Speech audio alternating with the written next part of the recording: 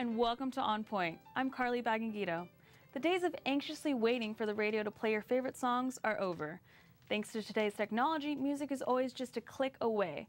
Apps such as Pandora, SoundCloud, Spotify, and Dash Radio have made music more accessible than ever. Edison Research reports 86 million people listen to online radio weekly. That study also found that AM/FM radio continues to grow, with 243 million people listening weekly. Some complain that AM/FM radio is dominated by repetitive songs and commercials. We asked students here on campus their thoughts on radio. On commercial radio, you get more of a mix of everybody's kind of music, and like it's more personal on like digital radio because it's more music that you like, your genres. I'll be driving around and I'll listen to a commercial. As soon as the commercial comes on, I'll have to flip it. But like before that, I had like XM radio, so I had zero commercials, and I just got to listen to like good music the whole way through. I know a lot of people who are artists and they can't get their stuff on the radio necessarily because with the radio, it's like they have, managers, and you have to go through a lot just to get your music onto the radio. I listen to what's on, and then if I don't like it, I just scroll. I just keep going until I find something I like, or at least something I can tolerate. Many traditional radio stations are owned by large corporations, but these new digital outlets allow more freedom for DJs, producers, and listeners. But how has this new digital technology changed the various aspects of the industry? On Point's Lauren Llanos has more. Thank you, Carly. Welcome to On Point. I am here with DJ Fuze, an on-air DJ for Power 106. Danny Calderon, who's one of the directors of Dash Radio, as well as Aron Bender, who is a news anchor for KFI and a professor here at Cal State University Northridge. Welcome, and thank you so much for being with us today. Thank you. All right, so this is a question for all of you, actually. Why do you think digital radio has been gaining so much popularity? We actually just read a recent study that said 120 million Americans are listening to it online each month. Fuze, I'll start with you. I mean, it's kind of easy to tell. Everything's online nowadays, you know what I mean? Everyone has a phone. Everyone has the internet on their phone, so you know what I mean? You just see that progression going in. And Danny? Just like Fuze said, everything is online now. There's an app for everything. You could take the phone, the app, your laptop anywhere and stream it from anywhere you want. So it's like, it's easier now to just listen to it online. That's the key word, I think, is easy. You know, it's in your pocket, it's at your desk, it's even in your car with wireless enabled, touchscreen systems in your car. So if you don't like the radio station you're listening to locally, you can listen to something across the country like that. So it's just, the ease of it is unreal. Absolutely. And Fuze, why do you think your SoundCloud is so successful? I actually noticed that you have 42,000 listens on one of your mixtapes. Yeah, I'm actually kind of surprised about that one. That was the one that took me the longest to make. But I think because I go ahead and I choose music that we don't normally hear on the radio anymore. So, on Power I play mainly hip hop. So I take a mix and I, get a bunch of R&B songs and I make an R&B mix of classic stuff, that you don't really hear nowadays. So do you have a different kind of freedom with making Exactly. Anything on SoundCloud is independently like my own thing. So, I get to do whatever, whatever And how did DJs actually get their name out there before SoundCloud existed? How were they able to do that if you're not on the radio, if you don't have that opportunity? I mean, I really came about into the scene like MySpace days. So back then I still had the opportunity to play like music on my MySpace. So I can't really say I was. Yeah.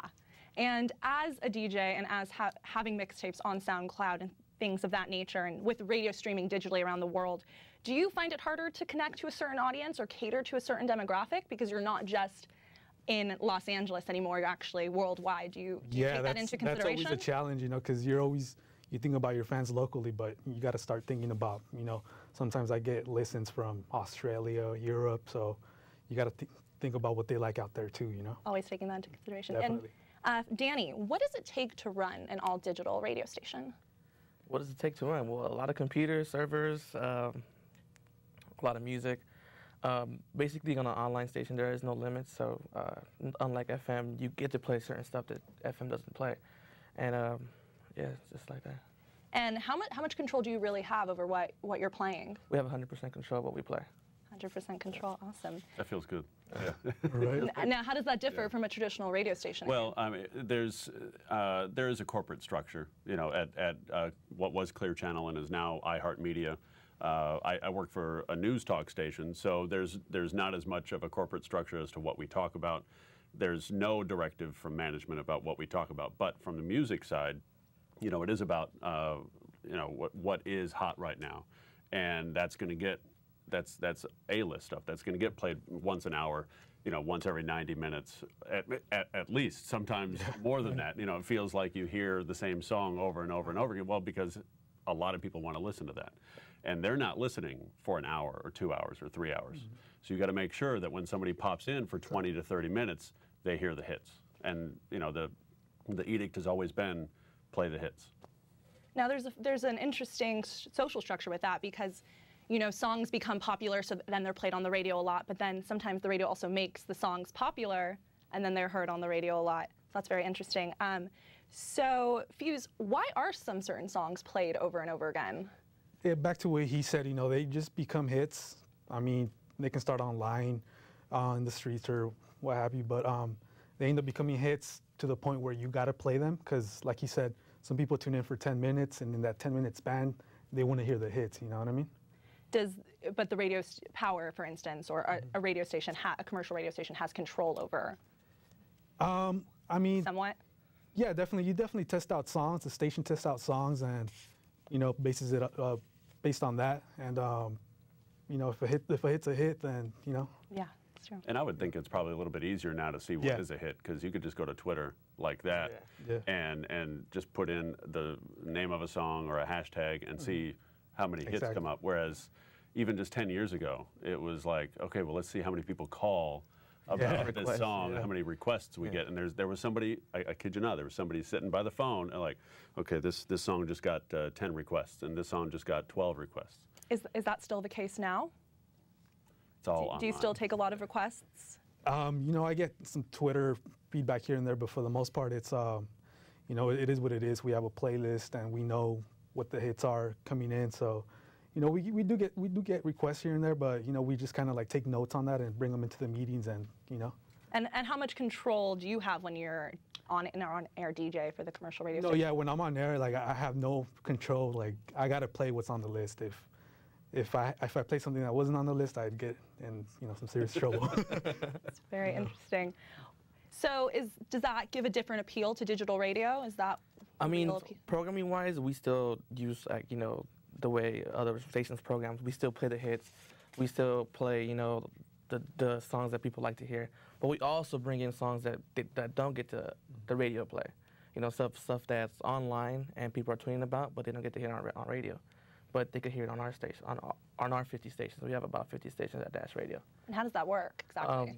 It's kind of like XM, but not really. It's free, commercial free.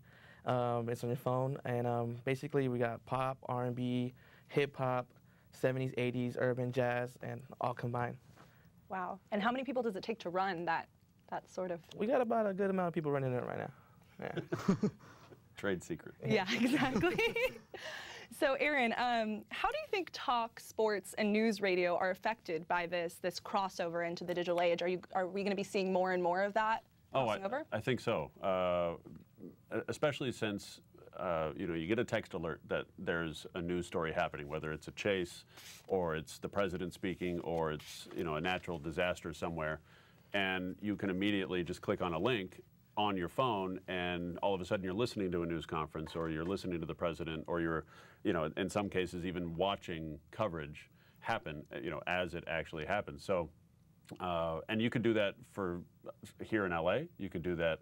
Hey, there's something going on in Atlanta. I'm going to find the radio station in Atlanta that's covering it, and you just immediately go to it. So it makes it that much more accessible.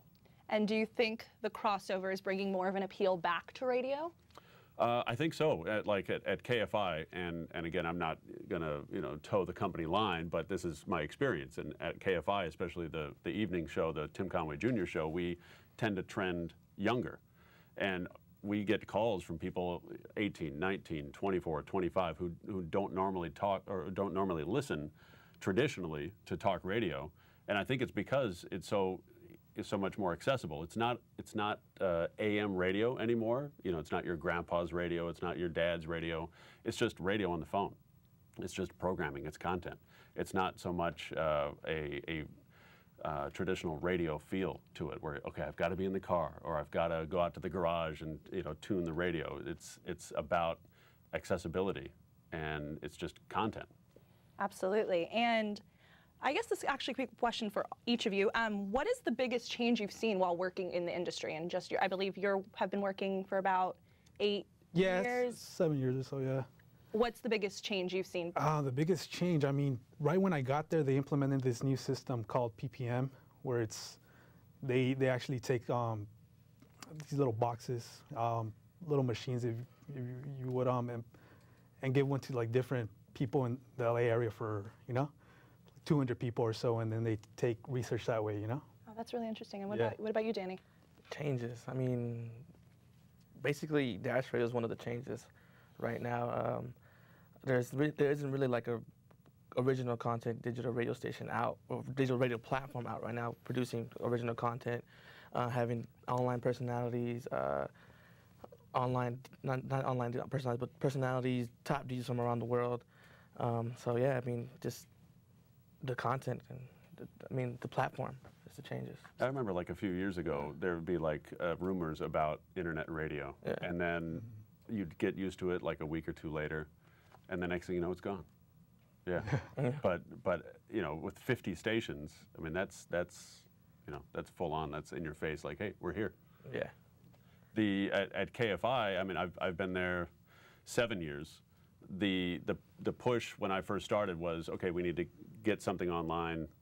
If you've got a story, get it online and then get it on air.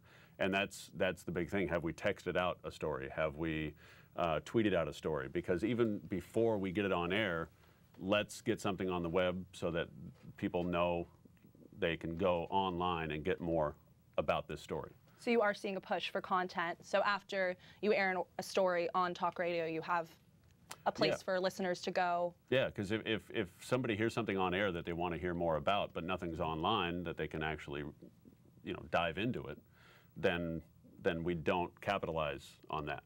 But if we take just 30 seconds, pop something online, and then go on the air with it, then now all of a sudden multi-platform, multimedia. And that's been the big push for the last few years, is multimedia journalism. Absolutely. Yeah, and so Danny, what is the business model behind a digital radio station? The business model. And who is funding it exactly? Well, we do have investors at Dash Radio. We got investors like L.A. Reid. XXL Magazine actually sponsors one of our hip-hop stations. So they have their own XXL station on there, all hip-hop. Tech9, he also powers one of our stations, Strange Music. So, I mean, right now, all the funding comes from the investors, and since we're fairly new and coming up, and it's buzzing, just people trying to invest and be part of the movement. It's different. It's not just like an internet radio station where it's like only one station, but it's like a platform, a digital platform with like 50 stations, kind of like XM but on steroids. That's what I call it. You know what I'm saying? Absolutely. But it's complete, like I said, it's completely free. And free steroids. It's free. Yeah, it's free. There's no commercials, and there's personalities on there, and it's like real radio programming. And what did it take to create something like that? Well, the company CEO is DJ Ski. He worked on Kiss FM and on XM Radio for quite some time, like almost 14 years, and he started an online station called Ski 24/7. That was his own online station, and we started building it up, programming it like traditional radio, but playing songs that usually people don't play, but still play the hits. And then we started getting personalities. People started reaching out to do shows. EDM DJs like Caroline DeMore, she's one of the internationally known EDM DJs. Crooked Eye from Shady, he started his own show there, and it started creating a buzz. And he saw that we did this with this small little platform. We can create something bigger. And that's what Dash Radio came from, and created 50 stations for any listening pleasure. And Fuze, are you seeing that kind of push for multimedia content at Power 106? As in, are you seeing a push for web content? So not only are you going to be talking about things on air, but are you also going to be pushing things on your website and on social media as well? Yeah, definitely. I mean, you see them making moves like that, and as a typical FM radio station, you know that you got to start pushing stuff online, more blogs, things of that nature. As far as the like being on digital, I mean, that's something, you know, you can kind of do, but for the most part, you're still on FM radio, you know, so you do what you can online with blogs, interviews, YouTube videos, things like that. And how does a commercial radio station make a profit? I'm not sure if, I mean, it's mostly commercials, you know what I mean? Yeah. Yeah, mostly advertisement. I would think, you know, I'm more like on the on-air side, you know, stick to my job, do what I got to do, you know. I'm not too involved with that whole department. Yeah. But Danny, what about a digital radio station? How do they make a profit? I mean, like I said, basically just by investors right now and like sponsorships. I mean, we don't get money out of commercials because we don't play commercials. Exactly. But, you know, we'll let somebody, if it's right, take over a station and sponsor the station, you know, and provide that for us. Okay. And Well, and just to piggyback on what you were saying, with, you know, you do sell commercials for play on, you know, terrestrial radio, if you will, where AM radio, FM radio, but it's almost like a completely different station, like at KFI and other stations in our building. They're completely different stations that you hear on the app. You know, it's the same content, but once we go to break, the ads that they sell for like digital sales basically are completely different. So people listening to a radio, you know, over here, but then they have their phone in their hand, are going to hear completely different things. So it helps monetize the platform. And you know, I was reading, gosh, I think it was Inside Radio, where digital sales are like 17 billion right now, and that's just for the online radio side of things. So in addition to the FM, in addition to the AM, you have basically, it's a third radio station. It's a third platform. And Aron, as a professor, is this an industry, digital radio, is this an industry you would tell students to go into? Oh, for sure. Yeah, I mean, it's any avenue you can. Like I have one student in my class right now who wanted to be a web editor. You know, that was her thing. That was the first time that I've had a student say, I want to work on the web. And so it's not that it's happening, it's already here. So there are outlets for people who just either want to work on the web or broadcast online. It's out there, and it's just another avenue, it's just another medium. When TV came in, they said the radio was going to die.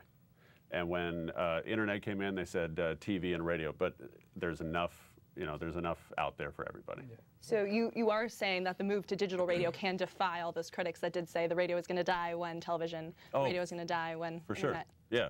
Yeah. It's all about, you know, finding your niche. Radio's not going to take over anything anymore, and the internet's not going to take over anything anymore, because there are too many people who want TV still on a TV. They want. Or they want to watch it online. Everybody can kind of live happily together. It's not a all or nothing kind of thing. And Danny, is there any government regulation with digital radio, or? Yes, we do. We do pay royalties for the spins of the songs that we play.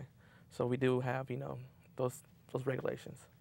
And how does that work exactly? How does it work? As in? Well, who do you pay? Yeah. How can I get in on that? As in, how does it work? As in, they monitor all 50 stations, or you pay for the royalties beforehand? We pay for the royalties ahead of hand. We give them up front, and then we do send out a report of how many times a song gets played, how long, and stuff like that. Interesting. So there was a time where right now popular culture is always changing, but at the not that far in the past, record companies were really in control of what was being played on the radio. There was payola, and so we're seeing this shift in popular culture. Is this changing the dynamic of the music industry, do you think, Fuze? I mean, payola, I mean, I'm not too sure what went on in the past, but I'm sure it did happen, you know? I mean, nowadays, we try to be as organic as possible, you know, like I said, back to the thing about the streets, you know, online, what's happening virally, what people are into. So you kind of just try to, you know, what's hot right now. Like Kendrick Lamar just dropped a big song yesterday, so we're on that like right away, because we know that he has a huge following. So as far as the payola stuff in the past, you know, in the past. What about you, Aron? It's the same thing. You know, there have been issues in the past, whether it's Clear Channel or iHeartMedia or Cumulus. There have been issues in the past. I'm not going to say it doesn't go on now because I'm not everywhere, you know. But it's a lot more regulated now, and I think the crackdown has worked over the last 10 years or so, where they said, you know what, just play the hits, play what's on the playlist. Don't have some artist come in and pay you under the table, or some record company come in to pay you under the table. And plus, with YouTube and with SoundCloud and other outlets, there's no need for that. People can get their music out a whole bunch of different ways, so they don't need to pay DJs under the table to spin their records.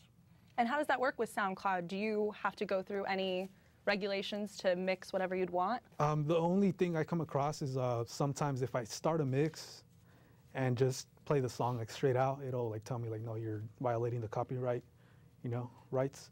So what I have to do is, start it off by scratching or whatever, something where the song doesn't sound like it's, the actual song. Is there a limit to how much you can sample for songs?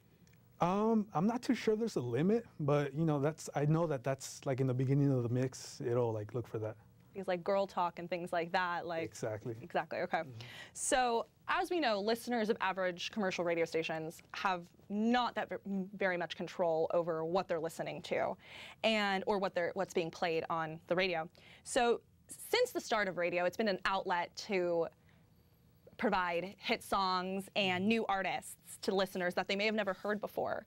Aron, do you think it's problematic that listeners now have so much control over what they're listening to, meaning they won't expose themselves to music that they're less familiar with and therefore won't expand their music tastes? Yeah, I definitely.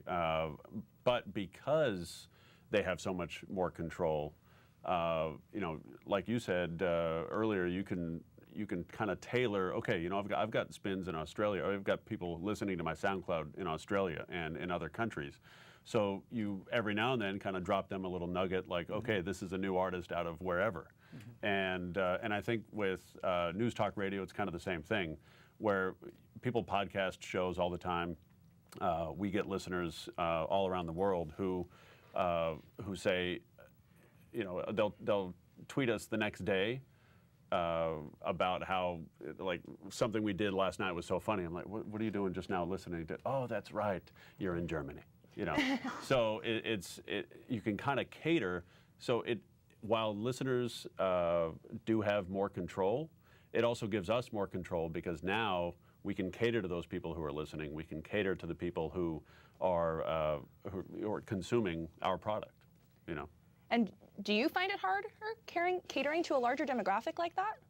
No, because then, and maybe I'm kind of speaking out of both sides, but then you don't have to be as specific.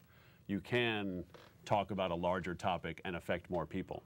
But if, like I said, if all of a sudden you see more hits coming from one particular area, like we have a lot of listeners at KFI, we have a lot of listeners in Orange County. So we try to hit some Orange County stories more than I think we would if we found our listeners were in LA. But at the same time, when we talk about a water main break flooding UCLA and how the DWP is doing this or that, then our listenership spikes in LA. So one nice thing about it is radio is immediate. You automatically, he can go on the air in 5 minutes and then check his Twitter and see that, oh my God, DJ Fuze is killing it right now. Whereas before it was, I hope people are listening, I hope people are enjoying what I'm doing, and now the feedback's immediate, and that's key to what we do. Do you agree, Fuze? Yeah, definitely, and it can be a bad thing as well, you know what I mean? Like you said, you're killing it, and at the same time, if you ever mess up, people on Twitter, Instagram, they're quick to, give you negative feedback, so it goes both ways. And do you think that it is problematic for people to not familiarize themselves with music they might not? I mean, I always encourage people to go out there and, think outside the box and listen to whatever they like, but I mean, the radio's the radio. I grew up listening to the radio. I always wanted to work for Power. So, I mean, for me, it's, it's a blessing to work there and hear the music and play the music that, we play. But I always encourage people, like, think outside the box. A lot of people don't even know that I like rock music. So, you know, and I don't even look like the typical person that would even listen to rock music. So, you know, always think outside the box. Always think outside the box. And what about you, Danny? What was the question again? Sorry. Do you think it's problematic that with digital radio, people aren't able to necessarily listen to music they're unfamiliar with, therefore they won't expand their taste? I mean, yeah. You do have 50 stations, I understand that. Yeah, I mean, like with us, you can, like, if you want to listen to pop, you could turn on the pop, or if you want to chill down and listen to some jazz, you could just turn on jazz. So it's easy, it's quick. Yeah. And I think like the recent U2 album that Apple just pushed on everybody. I don't know how successful that was, but I don't see it. I don't see it stopping. You know, that's probably going to happen again and again and again. U2 probably paid Apple, or maybe it was like a test run. I don't know, but that's not going to be the last time that happens. Interesting. Orson Welles. Let's go back to history and give us some historical context for a second. Orson Welles became notorious for his American radio drama series, War of the Worlds, and that caused a flurry of panic among many listeners in America who thought the world was under attack. Do you think digital radio is capable of an iconic moment like Orson Welles did with War of the Worlds? Wow, that's a tough question, because I'd love to say that digital radio had that kind of power, but I don't think it does. I think Twitter might. I think if you push it the right way on Facebook, it might. But like celebrities, Michael J. Fox over the weekend died on Twitter, you know. But and then he tweeted, "No, I'm alive. I'm here." So I think with Twitter you have that capability. But digital radio, I don't know that it reaches as much people, as much of an audience as it would need to create that kind of panic. To have all Americans listening to one station at once. Exactly. But that's interesting that you brought up Twitter, because that or if somebody tweets it out that, hey, on this station right now there's something going down, and then do you drive people? You got to create the buzz to drive the people there. Exactly. But now But it doesn't able work to alone. do that with social media. Radio then, it worked alone. It was just that.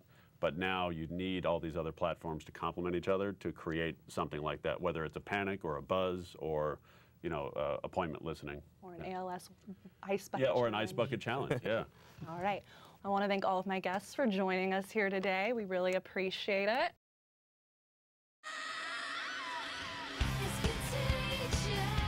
You love their music. Why would you steal it? When you illegally download your favorite band's music, they might just disappear. Downloading music without paying for it is just not cool.